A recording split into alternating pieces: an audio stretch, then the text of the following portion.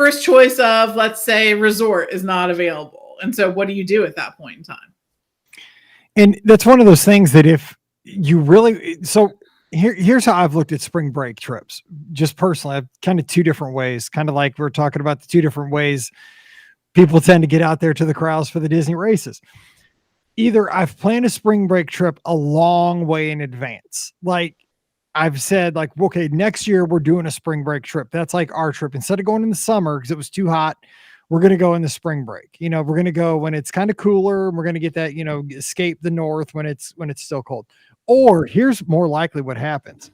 It's planning a trip like this that's more last minute because you've just had it. Like it's January, it's been cold, and you're just like, Yes. you know, like 8 weeks from now, I can make 8 weeks. And just if I can make it to March or early April, 5 days in Florida sounds so wonderful. You know, having my favorite meals at homecoming, maybe a meal at Maya Grill, maybe a day at Typhoon Lagoon now that it's back open, you know, touring Epcot with a drink in my hand. That sounds awesome. So I think it's either for spring break, for a lot of people, it's been something that's been on the calendar for a year, or it's something that's kind of been the kind of percolated maybe over Christmas when you're with family, like, hey, why don't we go down there and see what we can do here for spring break when the kids get out of school here in a few weeks, you know, in a couple months. So that's kind of how it's been for me. And I think, you know, it's going to be the latter for folks like Ricky that are within driving distance possibly. So I don't know, Ricky, what do you think about spring break trips? What kind of pops into your mind for spring break trips over other types of trips? Yeah, for someone like me, it's definitely a last minute kind of thought process of, hey, I need to get away. It is, you know, been yucky here, or, you know, whatever. I just want to have a warm weekend if it's been a little chilly. You know, granted, I live in Georgia, so there's a little less chance of the chilly part, except for right now. So right now, like, my brain is thinking, okay, how do I get back to the warmth of Florida because it's so cold down here? So yeah, I probably am starting to think about like those spring time vacations because I just want to be back in the warmth. So it's certainly more of a last minute process for someone like me. You know, I just thinking about, okay, when can I get away for, because I think a lot of people are like that, especially up north. Even, you know, that whole I'm done with winter thing really starts to happen to, you know, me in like late January, early February. And so I think that a lot of people are going to start getting on that train here relatively soon. And so yeah, I think that those are going to be the last minute people like me. And I will say, you know, from working in travel for quite a while now, is that, you know, I made that transition from education. And for me, spring break in my mind, what I thought about spring break before I really got into travel was it was a week. You know, I thought of spring break as like a certain week in the spring where you got off and got to kind of have this reset to kind of make that final grind towards the end of the school year. As an elementary school teacher, that's exactly what spring break meant to me. Like, okay, I get a week off. And I'm going to store it up, man. And then we're going to grind it out. Because after spring break, what that meant for teachers was state testing. You know, it's like, oh, man, this is where it's like everything you've taught the kids, let's hope it works. And then you made it to the end of the year. So that's what it meant for me. But when you work in travel, what you found out, especially over the past, say, 5 to 10 years, is that spring break isn't a week. It starts in February and it goes through the end of April. I mean, spring break is a couple of months at this point. Yeah, it is. Colleges, and really, it's so fluid since 2020. True. With people having the flexibility to do virtual learning, and people can now work from home, which means you can work from Walt Disney World. Pam, I mean, things have really kind of changed where spring break isn't a week; it's more of a season at this point. It is, and it's, you know, in some ways people are like, oh, avoid spring break at all costs, but dang, the weather is just so nice. So nice. And that's why I started running Princess, because it is just gorgeous down there. It is. It's fantastic because it gets a little chilly in the evening, right? It's not god awful hot like you get at other times of the year. And it's beautiful. There are so many reasons to consider going at this time. Well, you've got festivals, you've got all these things are blooming, things look great. So it's actually one of my favorite times to go. And like you said, since it really is like a season, it really is hard to avoid, you know, the busy time. because it's so spread out. So it's not really like, it's not like Christmas, you know, like we just had, where there's like a crush of crowds and then they dissipate. You're right. It really is like just a little busier than it would be like. It's basically, it's pre-summer is what Exactly. So you're not going to avoid like crowds. You're not going to have like that perfect week to avoid crowds, but really there's an atmosphere that's kind of there, and it's a fun atmosphere. And so I wouldn't avoid that springtime, you know, oh no, it's spring break. Like I wouldn't avoid that time frame. I would absolutely go, but go with the mentality of the crowds are going to be there a little bit. But it won't be like, you know, Christmas, you know, week where it just the crush of crowds are on top of everything. I mean, granted, it hasn't been that way for a little bit, but I think it was a little more crowded this past Christmas than obviously it had been previous Christmases relatively recently. So, yeah. So let's talk about some reasons why spring break's a good time to go down. In early spring break, if you are a baseball fan, you can go down and, well, I shouldn't even say this again. I'm not going to catch my flight on Wednesday because I talked about this. And now that I'm talking about this on Friday, probably won't be a baseball season in 2022. But if the labor negotiations get all worked out, which there's a lockout going on right now, Major League Baseball, if you didn't know, but if everything gets worked out like it should, so we can have baseball, God, please let us just have some of the good things. I mean, come on, baseball. But in normal years, you can combine, you know, a Walt Disney World vacation and maybe see a spring training game or two. It might not be your favorite team, but the Yankees, I know we have a lot of Yankees fans. They're within striking distance. You could rent a car and go over to a Yankees game. You could see the closest team is the Detroit Tigers in Dunedin. You can go over and see them. The Houston Astros are pretty close. But I mean, if you're just a baseball fan, get out there. Somebody's mic's rocking around there. Ricky, is that yours? Sorry. Yeah, it's mine. Sorry. I thought I was muted. Sorry. Hang on. Let me start that again. Okay. Okay,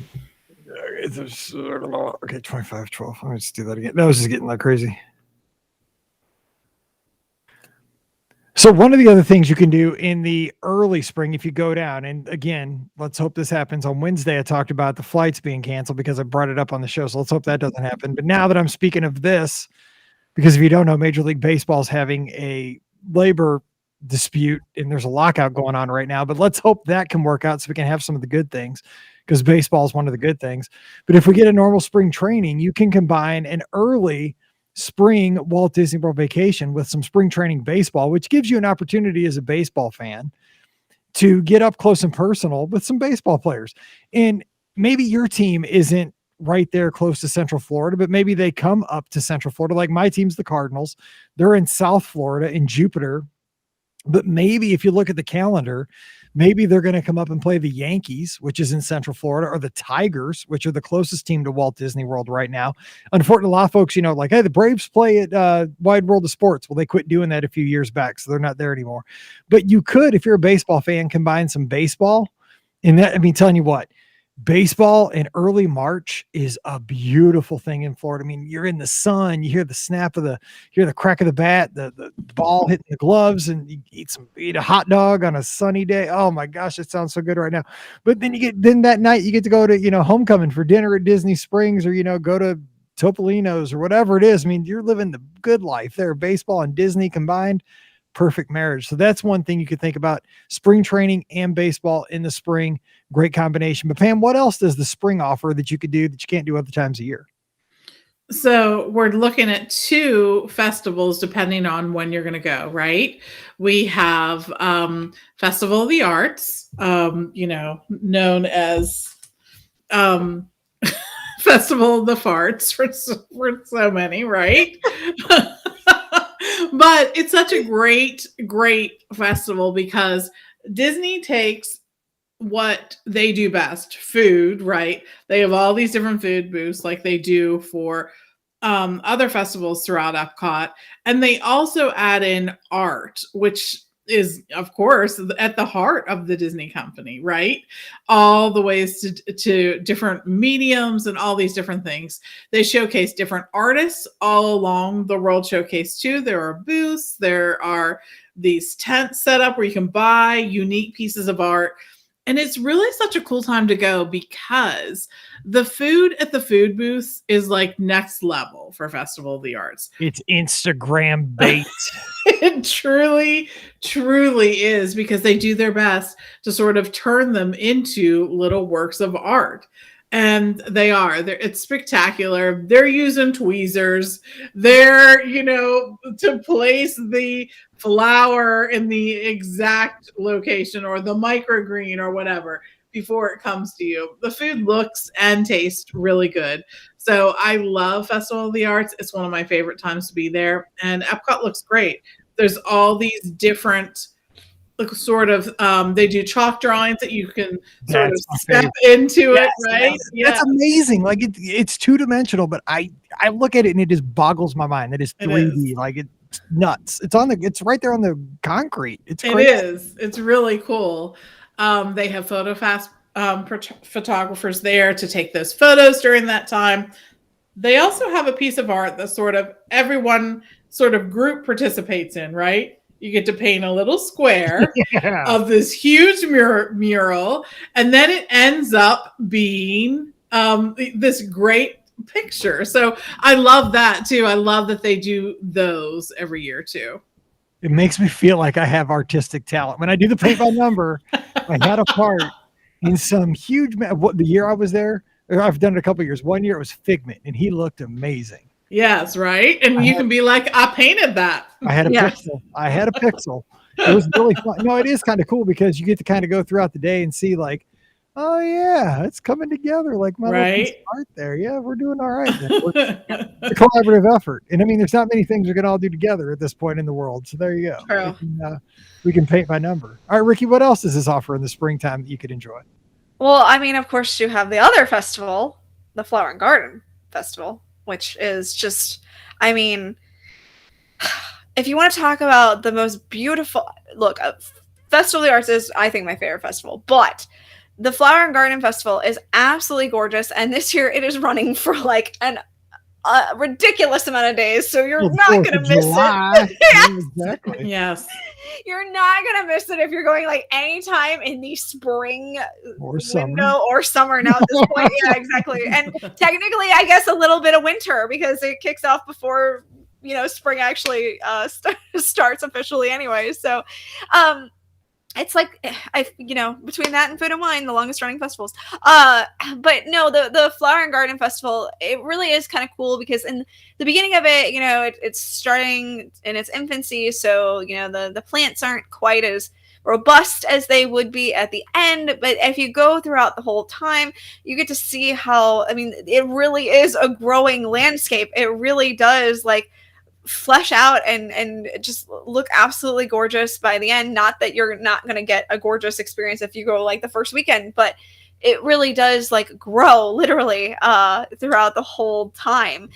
You also have, again, fantastic food options. The thing that I like about that festival is it's a lot of fresh flavors, which is one of my favorite things. They have a lot of fruits and vegetables that are part of the festival for the Flower and Garden Festival. The thing is of course, it's because of the changes of Epcot and also COVID, but a lot of it is the changes of Epcot. Things have been scaled back a little bit, so you don't have some of the seminars and things like that you used to have. But honestly, I still feel like the festival overall, the Flower and Garden Festival, it's a wonderful time of year to go. I absolutely adore it. And trust me, those topiaries, what they can do with plants, it amazes me because I can't do anything with a plant. I kill one. So it's so stunning what they can do with those plants. So, it just, again, it makes you feel happy because it's spring, you know what I'm saying? You get that touch of spring and endorphins, and I love it. So I love the Flower and Garden Festival. I agree, both of these festivals, because they hit at the right time. And again, I'm speaking from a northerner's perspective. I don't think you get this if you live in Florida. Say you live in Tampa and you drive over to the Flower and Garden Festival, right? Because you've been seeing palm trees, you've been seeing green grass, you're lucky. If you come from Pittsburgh, you come from St. Louis, and you go down in March and you go down in April and you go to the Flower and Garden Festival and you walk into Epcot, you're just like, things are still alive on this planet. Because I mean, where you've come from, it's like slushy snow, it's brown, everything is still dead. There might be a couple buds here and there, getting ready to bloom somewhere. But it's just so good to see just the vibrant colors, and you actually do. I mean, if you pay attention, you can smell like the flowers. Like it just smells like, like spring. It smells like renewal. It smells like a new season. Bring your your Zyrtec or whatever. For some reason it doesn't bother me down there. It's crazy. But it's good for the soul. Like I've said this many times on the podcast over the years. There's something to be said for getting to see green grass in February or March if you're from the north. Like you haven't seen it for so long. And just feeling that sun. Yes. And it's not hot. And like Pam said, it's kind of nice in the evenings to throw on like a long sleeve tee or a sweatshirt, like wear a hoodie with shorts. I love a hoodie with shorts, and be able to just go around with, a nice drink, like I don't drink coffee, but like a hot chocolate, or, just not be hot, just be like nice and comfortable. The spring is a great time to go. Yeah. So, I would say, so those are some of the perks. I would say disadvantages is that the crowds can be a little bit higher. Right. It's kind of like summer. It's not crazy, but you do have to get on it because resorts will fill up fast. What about park hours though? Because Pam, Disney does when the crowds increase, usually you get longer park hours. And I think we're seeing that again this year. They do. Disney really does monitor that and extends those park hours, as needed. I think that we would be remiss if we didn't talk at least a little bit about the benefit of staying at one of Disney's deluxe resorts, because you get to take advantage of those extra hours in the evening. And I think that can be a huge plus to consider when you're looking at that too. So you may have to pay a little bit more than you were expecting to take advantage of that. But I think it's a huge perk for the Disney deluxe resorts for sure. And also, speaking of why you might want to look at a deluxe resort in the springtime, is that these are going to be some great pool days. Maybe not night swimming. And again, the pools are all heated. I've swam. Again, I've told the story many times. We're back before I had the podcast. When we very first went to All-Star Sports, I think it was. Paige was like 7 or 8. And I told her, I'm like, yes, they have a pool and it's heated and we're going to swim every day when we go down. It's like what you tell your kid when you don't know what you're doing going to Disney. It's like, yeah, we're going to do everything. Yes. And then we got down there. I'm like, it is like 42 degrees in Florida. I didn't know it got this cold in Florida. I'm like, I'm not swimming. She's like, you told you're going to swim? You get your trunks on. You want to swim. I'm like, are you swimming? She's like, no, it's 42 degrees, but you're swimming because you told her. I'm like, all right then, because I was still trying to land her, so, that's what I said. I was trying to catch her. So here I am in my trunks, 42 degrees at All-Star Sports. Boom. And that pool, I was good because that pool was heated to 80. It was fine. Nice. Getting out though, I was like a cartoon. I was like, of course our room wasn't close to the pool because we had to swim in the certain pool that had the backstop or whatever, couldn't swim in the one that was close to the room. So almost got pneumonia going to the room. But if you're in I'm telling all this because in the springtime, you're likely to get one of those days where the sun pops out 75, 80 degrees. Yep. You can hang by the pool. You can jump in, jump out. I mean, think about that. That's where you post. I don't know if people still do this, but like 5 years ago, this was a thing. Everybody posts those pictures of their feet like sticking out on the end of their like lounger. Yes. Like over the pool, like there's my bare feet. I don't know why people do that, but my bare feet right there. You're back home. It's snowing where you are. You're working some crummy job that I'll have to do when I get home here in 3 days, but I'm living life right now. Look at me on Instagram. Those are my toes. That's a pool. That's a drink in my hand. And we're all good to go right now. I'm on Instagram right now. I'm saying, but that's why you go to a deluxe resort, because you can have those, take a day away and just, how good does a pool day sound in March? When you're from St. Louis. That sounds amazing. So that's just another reason to think about maybe upgrading or maybe doing a split. That's kind of, maybe you do, 3 days in a moderate, jump up to Beach Club and enjoy Stormalong Bay for a day or two at the end. Do something like that's a great idea. I don't know, Ricky, anything else to think about for spring break? I think that if you want to go during spring break, it is a fantastic time to go. Don't, like I said before, don't worry about the crowds. It won't be, terrible. And the only thing I will say is kind of watch when Easter week is. I think the week before and the week after Easter are really the busiest times to go. It's when most people are off of, school or work or whatever. And so I do feel like if you're looking for a time to avoid, those 2 weeks might be weeks that you consider avoiding. If you can't avoid them, then don't not go. Just go with a plan. Make sure hey, it's going to be a little more crowded. There's going to be a few more people here. But thanks to the Park Pass reservation system, Disney is kind of still monitoring and keeping track of making sure that the parks aren't too busy. So you're not going to have one of those moments where, oh no, the parks are closed off or something like that.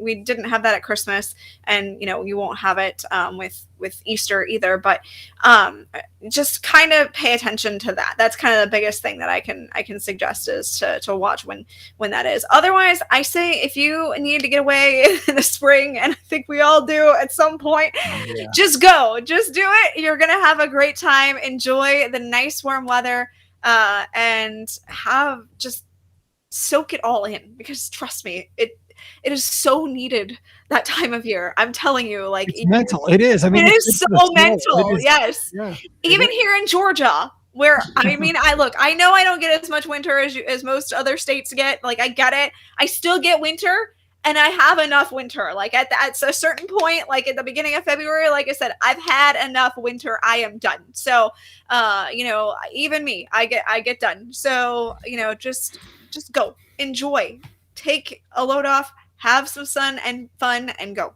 do it. Let me throw in one other thing that you might want to think about for the springtime before it gets hot in the summertime is if you've only traveled in the summer, which I only traveled in the summer for years and years. Cause again, I was a teacher. My wife is still a teacher.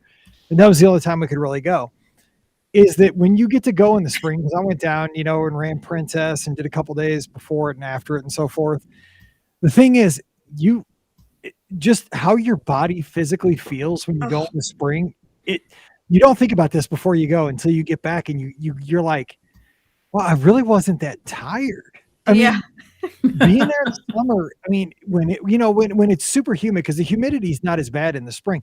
When you're there in the summertime and the temperature's 90 and the humidity is 75%, the heat index is around 100%. I mean, it does zap you of your energy. And so when you're there in the springtime, you can get a lot done without being as exhausted. I mean, Pam, you travel all different times of the years, and it's just, you get to the end of the day and you're just like, wow, I didn't have to change my clothes. I mean, not kidding, because in the summertime you get so, you sweat so much because you're so hot a lot of times that you do kind of need to go back midday, take a shower, change clothes and refresh for the evening. Where you go in the springtime, you're just, good to go. And the weather is so nice that you're just comfortable the whole day. And it is. Think about that, but it's kind of a perk. It's huge. It's huge perk. Cause like you said, when you're there, when it's really hot or when it's really cold, there are just times when you don't want to be outside regardless. Right.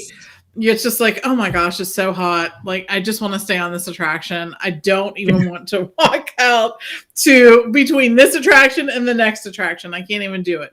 Or when it's really cold at night, when you're like, oh my gosh, it's the night. I love Walt Disney World at night.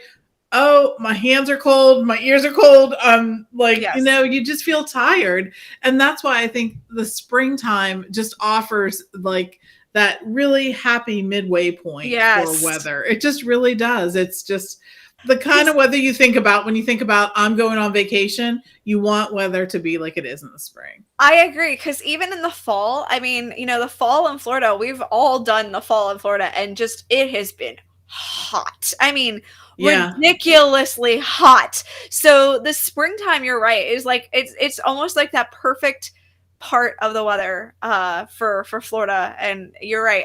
I think it's you're not going to get too hot and you're not going to get too cold. It's like Goldilocks. Right. It's just right. You have a little more time. I mean, the thing is, the humidity is not typically there in the spring yet. Right. The humidity is definitely going to still be there in the fall. In the fall. Oh, yeah. That's the thing. It's like the heat might go down a little bit in the fall, but the humidity is there. And it just makes it oppressive sometimes.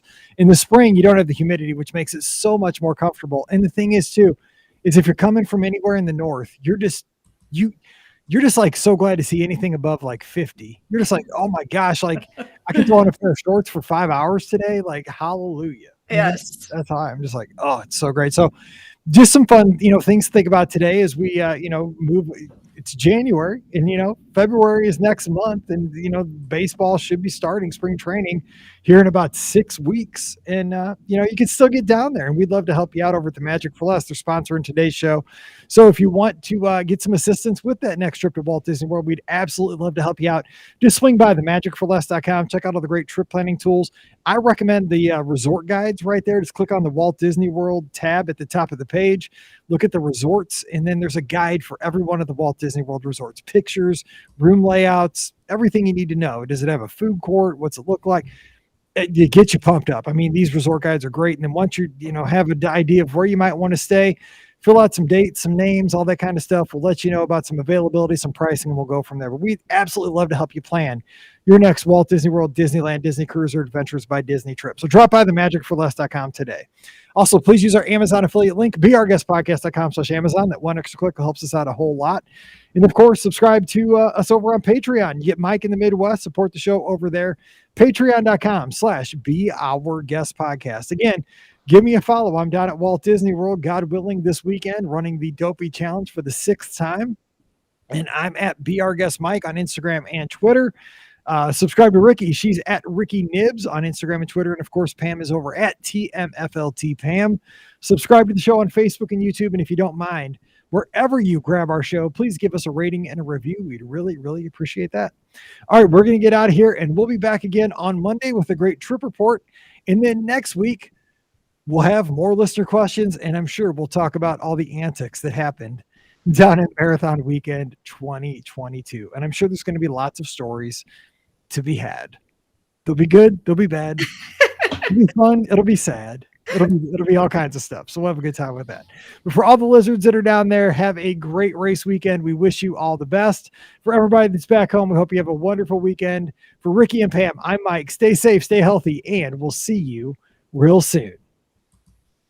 All righty. Boom. Yes. All right, let me edit these bad boys up and get Good them out. luck. All right. See you guys. See you By the way, guys. I totally think Brian is stopping at Costco and getting a chicken, so I'm fine with that. All right. See y'all. Bye, guys. See ya. Bye.